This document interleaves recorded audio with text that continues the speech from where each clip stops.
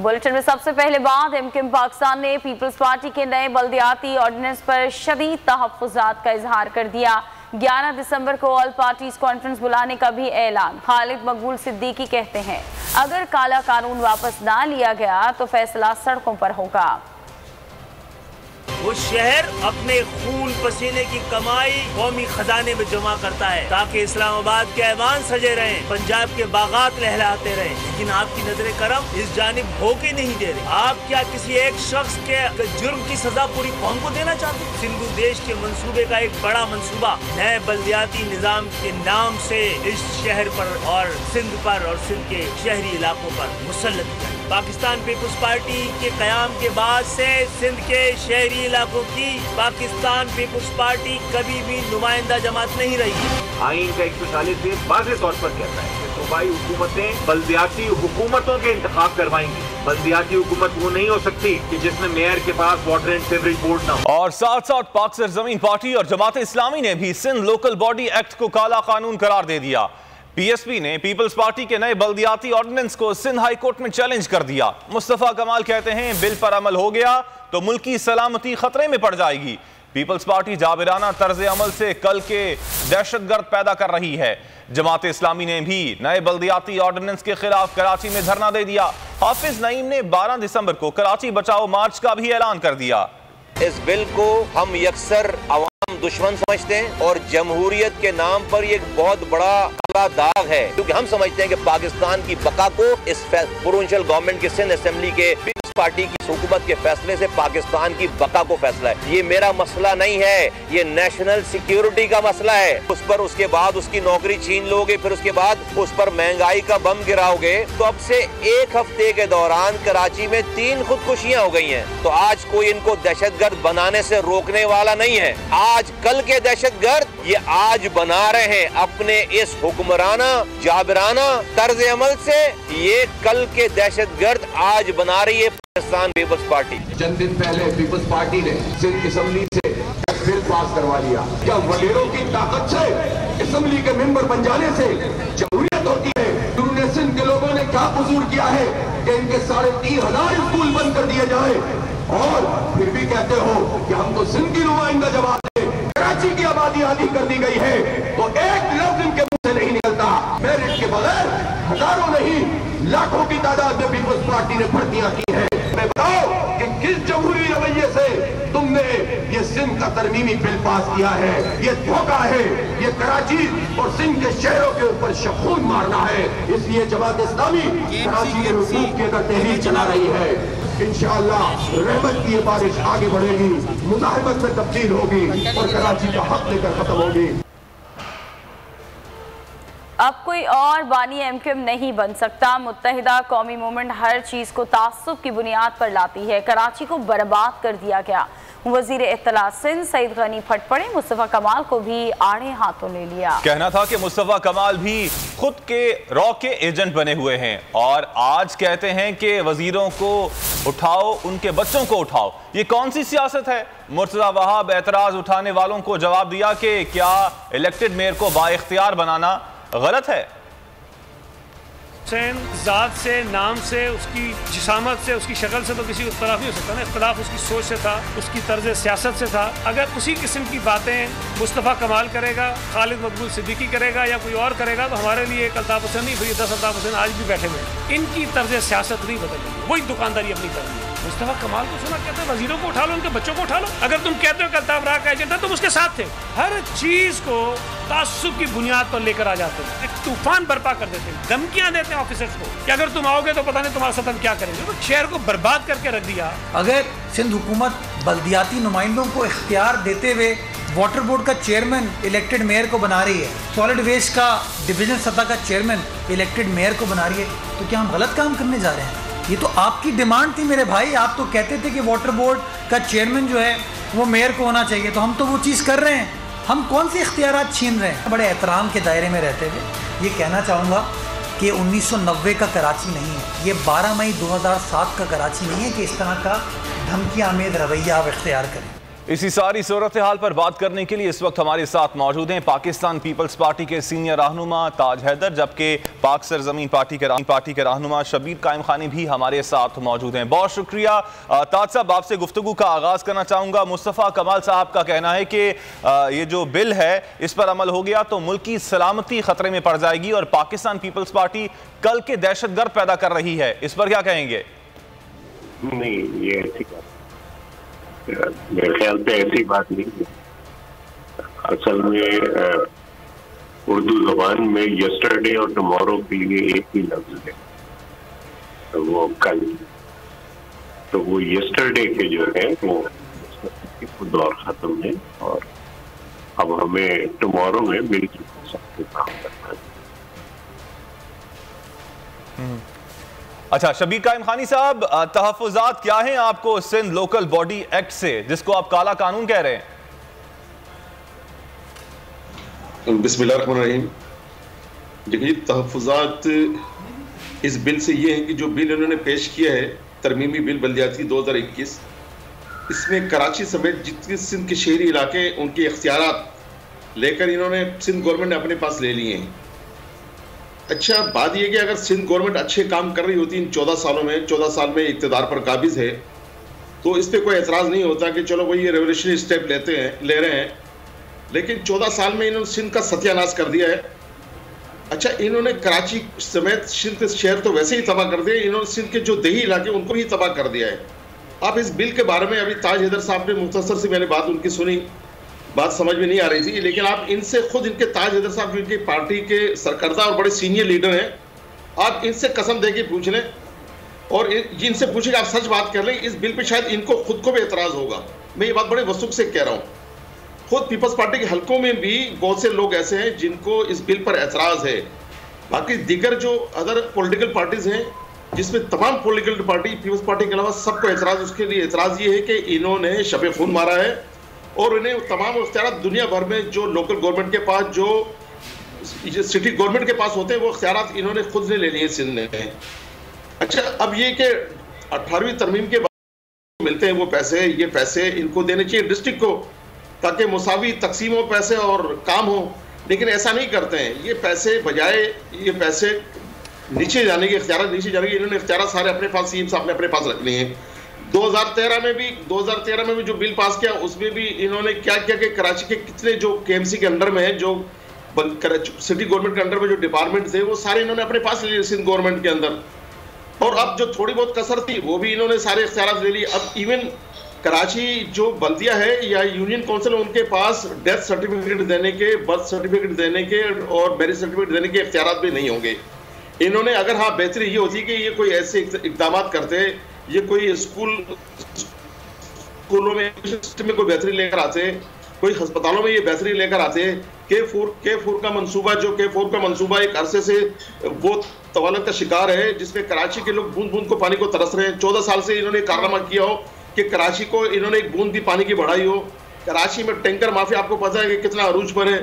इन्होंने तो कराची का बेड़ा गर्क किया। ट्रांसपोर्ट का निजाम कराची में आप देखें कि लोगों को सफर करने के लिए सहूलतें नहीं है, लोग चिंची रक्षों में सफर कर रहे हैं। दुनिया कहाँ पहुंच गई है। आप लाहौर में देखें मेट्रो बसें चल रही हैं, वहां पर ऑरेंज लाइन ट्रेनें चल रही हैं। आप पिंडी में देख लें, मुल्तान में देख लें। तो सिंध ने क्या किया? आप 14 साल में आप कह रहे हैं कि हमने दूध की नहरें बांधी हैं, हमने सिंध की नहरें बांधी हैं, कुछ भी नहीं किया। ठीक है, बहुत से मसाइल हैं। सर, जिस तरह आप फरमा रहे हैं कि पाकिस्तान पीपल्स पार्टी के कुछ अपने भी लोगों को तहफ़्फ़ुज़ात हैं इस बिल से, ताज हैदर साहब मौजूद हैं, उनसे जानते हैं सर क्या वाकई ऐसा है। और फैसल सब्ज़वारी ये कहते हैं कि इस बिल में बहुत सी शिकें मशकूक हैं, तो क्या है वो कौन सी शिकें हैं जो कि मशकूक करार दी जा रही हैं, और तहफ़्फ़ुज़ात क्या आपके अपने लोगों को भी है? जाहिर है डिस्कशन हुआ और आखिरी मीटिंग की सदारत मुझे दी थी। तो ये कि मैं ये कह रहा था कि भाई रीएडजस्टमेंट की जिम्मेदारियों के पिछली जो हमारा तजुर्बा था उसके बारे में तो बहुत से इख्तियारात बढ़ाए गए हैं। इख्तियारात छोड़िए, इसको कई जिम्मेदारी, जैसे वाटर बोर्ड की जिम्मेदारी, वाटर एंड सीवेज बोर्ड की जिम्मेदारी, या सॉलिड वेस्ट ट्रीटमेंट की जिम्मेदारी वो मेयर के ऑफिस को दी गई है। कुछ जो इंफ्रास्ट्रक्चर डेवलपमेंट है वो हुकूमत सिंध ने अपने पास रखा है कि इंफ्रास्ट्रक्चर, क्योंकि उसके अंदर काफ़ी अखराजात आते थे, तो वो अपने एनुअल डेवलपमेंट प्लान के अंदर चला गया है।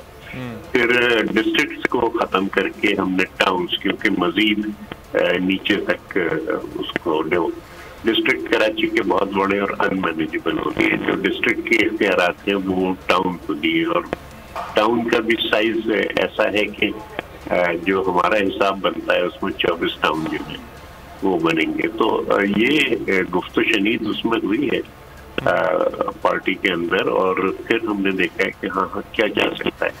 अब उसमें मुख्तलिफ राय, कोई कुछ राय देता है, कोई कुछ राय देता है। ठीक, ताज साहब आपका पॉइंट आ गया। मैं चाहूंगा कि जल्दी से शबीर साहब से इस पे कॉमेंट लूं। शबीर साहब, ताज साहब तो ये कह रहे हैं कि हमने इख्तियारात नहीं लिए, जिम्मेदारियां बढ़ाई गई हैं, इस पर आप क्या कहते हैं? और इस बिल के हवाले से आप एहतजाज करने का भी इरादा रखते हैं? बिल्कुल, हम तो वाहिद पार्टी पाकिस्तान ज़मीन पार्टी है जो इस बिल के खिलाफ सबसे पहले मैदान अमल में आई। जिस दिन ये बिल पास नहीं बल्कि जो बिल पेश किया गया असेंबली के अंदर, तो उस वक्त सबसे पहले प्रोटेस्ट हमने किया था, जो कि हमारा जमहूरी और आईनी हक है। हमारा जिंदगी और ये मौत बका का मसला है कि जाहिर है हम ये लोग पाकिस्तान पीपल्स पार्टी, अभी सईद गनी का आपने जो सुनाया, क्लिप सुनाया, वो कह रहे हैं असल तासुब तो ये करते हैं, असल मुतासिब तो ये लोग हैं जो इन्होंने 14 साल में, आप बता दें इनको कि आप इन्होंने कराची के किसी एक पढ़े लिखे रोजगार, किसी नौजवान को आपने रोजगार दिया है? कतई नहीं। ये मुतासिब ये लोग हैं। आप इनकी हिस्ट्री उठा के देख लें। पाकिस्तान पीपल्स पार्टी ने 1972 में लसानी बिल पेश किया, जिसकी वजह से आज तक इस सिंध के अंदर नफरतें जन्म ले रही हैं, आज तक खत्म नहीं हो पाई हैं। और इसके बाद फिर इन्होंने कोटा सिस्टम लगाया 10 साल के लिए, जो आज 50 साल हो गए, कोटा सिस्टम खत्म नहीं हुआ है। वाहिद सूबा सिंध है, तो असल मुतासिब तो ये लोग हैं। 1988 की जब ये हुकूमत में, तब इन्होंने लसानी फसादात करवाए। तो हिस्ट्री उठा के देख रहे, सारी हिस्ट्री पाकिस्तान पीपल्स पार्टी की। इनको करना कराना कुछ भी नहीं है, इनका एक विजन ही नहीं है। इनका एक विजन सिर्फ ये कि माल लूटो और दुबई ले जाओ आप। ठीक है सर, आपके ख्याल में पाकिस्तान पीपल्स पार्टी ने सिंध के आवाम के लिए कुछ नहीं किया और आप इसके खिलाफ आवाज़ उठाएंगे। PSP से शब्बीर कायम खानी साथ मौजूद थे और ताज हैदर पाकिस्तान पीपल्स पार्टी से हमारे साथ मौजूद थे। आप दोनों का बहुत शुक्रिया। और अब बात फ़ख्रे पाकिस्तान की। शाबाश पाकिस्तानी बॉक्सर मोहम्मद वसीम, फ़ख्रे पाकिस्तान। कोलंबियन बॉक्सर रोबर बारिया को जेर करके करोड़ों चाहने वालों को ना सिर्फ झूमने पर मजबूर किया, बल्कि फतह के भी रक्स करके दुनिया को बता दिया। मोहम्मद वसीम 2 मरतबा WBC टाइटल जीतने वाले वाहिद पाकिस्तानी बॉक्सर हैं। इस फाइट को जीतने के सबब वो WBA के वर्ल्ड टाइटल फाइट भी लड़ने के अहल हो गए। पाकिस्तानी बॉक्सर का कहना था कि पाकिस्तान की खातिर फिर से ओलंपिक फाइट लड़ने को तैयार हूँ। वर्ल्ड टाइटल की फाइट के बाद अब ओलंपिक्स की तैयारी करूँगा। फ़ख्रे पाकिस्तान आज बने हैं बोल न्यूज़ के मेहमान। इस वक्त वसीम हमारे साथ मौजूद हैं। बहुत शुक्रिया वसीम आपके वक्त का, आपको बहुत बहुत मुबारक हो। क्या फीलिंग्स हैं आपकी? अच्छी फीलिंग्स है और अल्हम्दुलिल्लाह बड़ी फाइट थी और विन किया पाकिस्तान के लिए और प्राउड फील कर रहा हूँ और काफ़ी खुश हुई। अच्छा वसीम, आगे के इरादे क्या हैं और इस फाइट के हवाले से बताइएगा। कोलंबियन बॉक्सर हैं, कितने मजबूत हरीफ थे और कितनी मेहनत करना पड़ी इनको जेर करने के लिए?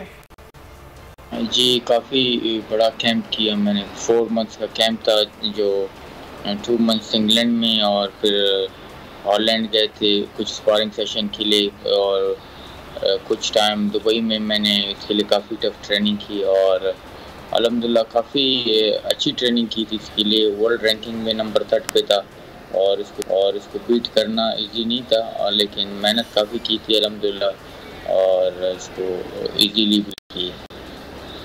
अच्छा मोहम्मद वसीम, आप अब WBA की वर्ल्ड टाइटल फाइट भी लड़ने के हैं, तो इस हवाले से कितनी मेहनत करेंगे और इस हवाले से कुछ बताएंगे?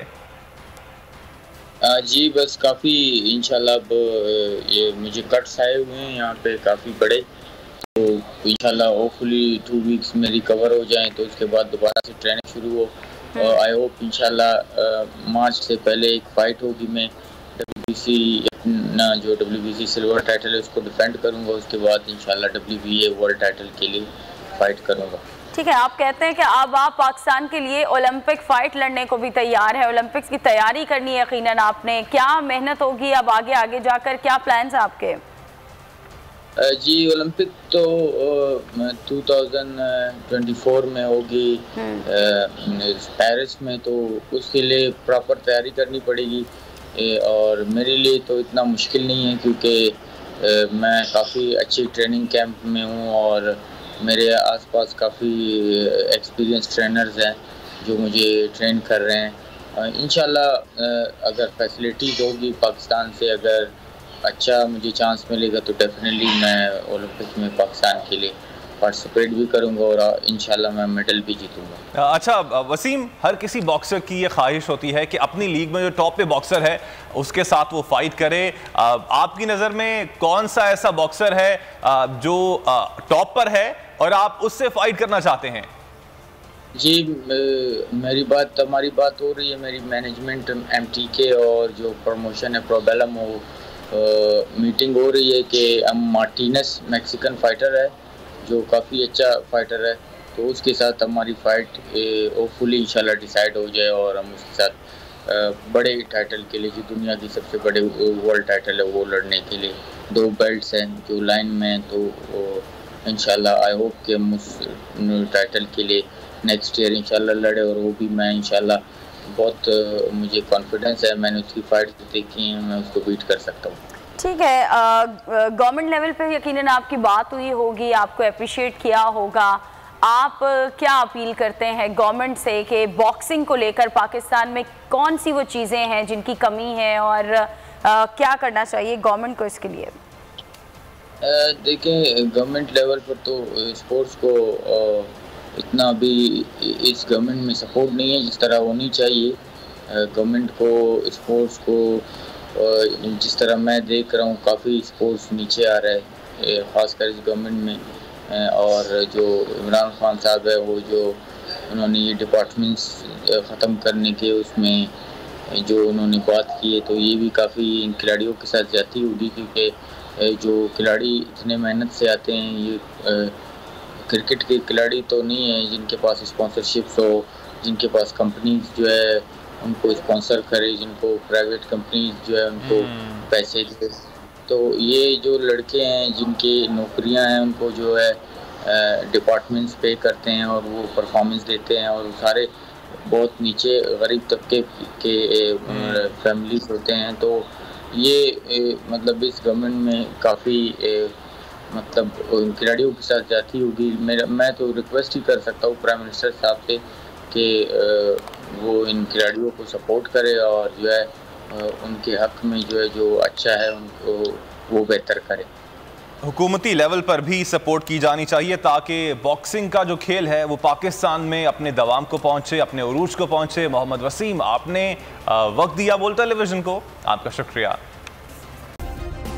सब्सक्राइब करें और बेल दबाएं ताकि कोई खबर रह न जाए।